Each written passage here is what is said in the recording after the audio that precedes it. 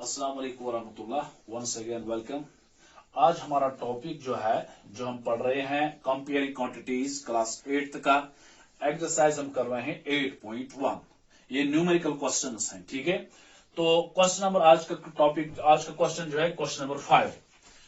Question क्या है? If Insha had ₹600 left after spending 75% of her money.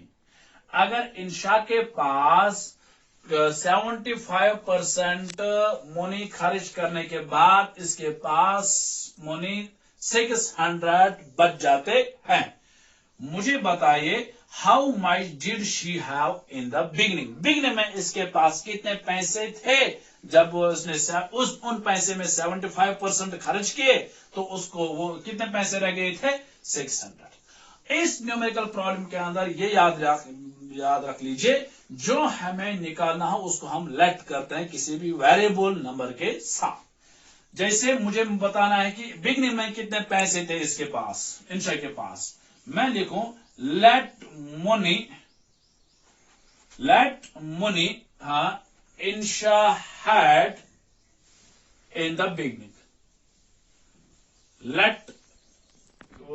Late money Insha had in beginning में for example मैं बताऊं इसके पास x रुपीस थे, ठीक है। अब मुझे गिवन क्या है? गिवन है इंशा हैड, इसके पास कितने रह गए after spending 75 of her money. कितने मनी है? x। अगर इसके पास x है तो खर्च कितने किए इसने खर्च किए हैं 75। तो 75 ऑफ x इसने खर्च किए हैं, ठीक है। किससे? बिगनिंग में। That means x। अगर बिगनिंग में दैट मीन्स x माइनस इसने खर्च किए हैं ना x से। अगर इसके पास फॉर एग्जाम्पल 1000 रुपये थे, 1000 से इसने 75% खर्च किए तो माइनस होगा ना, तो इसके पास बच जाते हैं पैसे कितने? 600। अब हमारा स्टेटमेंट बन गया, बहुत इजी है, ठीक है।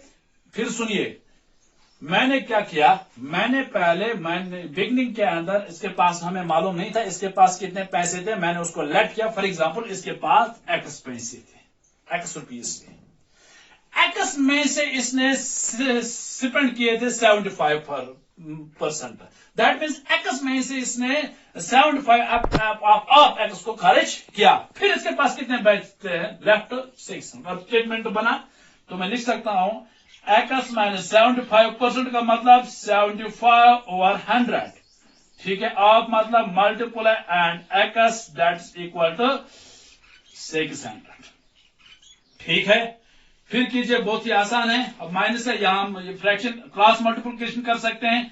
100 into x that is 100x minus 75 into 1 that is 75, और उसके साथ x भी है, ठीक है। Divided by 100, 1 is 100.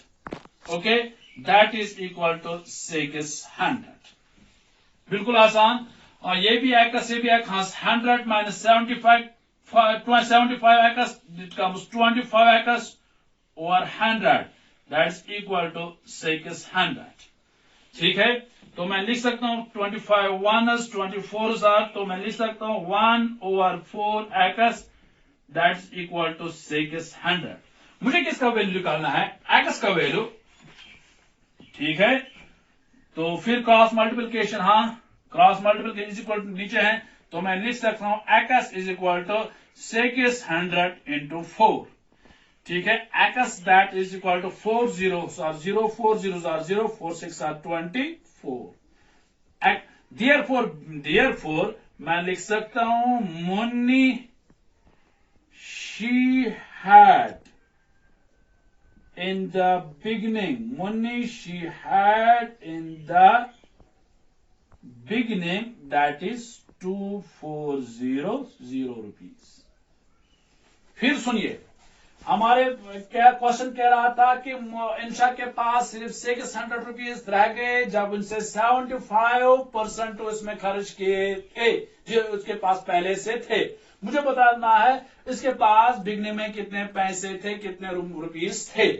तो मैंने पहले ही कहा था न्यूमेरिकल प्रॉब्लम के अंदर जो हमें निकालना हो उसी को हम लेट करते हैं, उसी को हम किसी वेरिएबल के साथ वेरिएबल का नंबर देते हैं। फॉर एग्जांपल मैंने यहां लिखा इसके पास बिगनिंग में एक्स रुपीज। फिर क्वेश्चन देखना कि क्वेश्चन क्या है। 75% आप 75 खर्च किए ना एक्स में से, तो मैं लिख सकता हूं x minus 75 of x, that कितने पैसे रह गए थे 600। स्टेटमेंट बन गया, परसेंट का मतलब 100 है, ये वही 100 है। ठीक है, यहां मैंने एलसीएम निकाला, यहां क्रॉस मल्टीप्लिकेशन किया, 100 इंटू दैट इज 105 एक्स। ठीक है, तो यहां मैंने 25/4 उसको लेवेस्ट किया।